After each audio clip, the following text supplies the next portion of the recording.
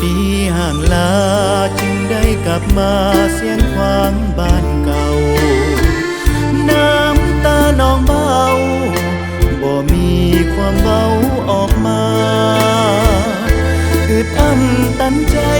จนน้ำตาไหลสะอื้นอุลาคิดเห็นความหลังกายมาสาวเสียงหาจำลาไกลบ้านได้หันเต้ามาคืนมาสร้างสาบ้านเดิมอีกใหม่ความหวังหมายไม่กับกายมาเป็นความจริงย้อนมีการนำของศูนย์กลางนั้นเป็นบ่อนอิงเหมือนไออุ่นให้เฮาฟิงความสุขทุกสิ่งจึงเกิดมีมากลิ่นหอมดอกจงดอกคายเฮาลืมบ่ได้ทั้งน้องป้าในกองหอมไผ่แคมหน้าบ้านเฮาถึงบ้าเดียวนี้จะหายหนีย้อนละเบิดไฟเผาบ่สาสองมือของเฮา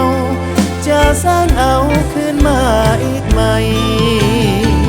ให้เสียงความเฮาแห่งกันเข้าสร้างชีวิตใหม่สิ้นเวรแค้นหายบ่มีผู้ใดหามีบ้านเกิดเสียงเฮาได้สิ้นความเหงาไปแล้วบัดนี้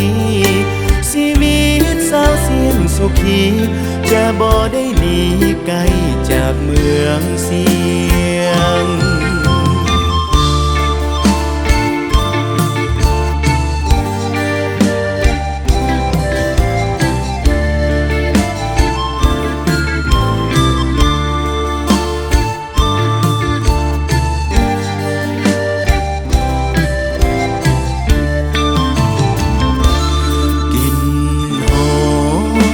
ดอกจงดอกคายเฮาลืมบ่ได้ทั้งน้องป้าในกองหอมไผ่แคมหน้าบ้านเฮาถึงมาเดียวนี้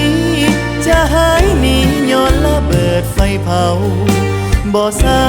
สองมือของเฮาจะสร้างเอาคืนมาอีกไหม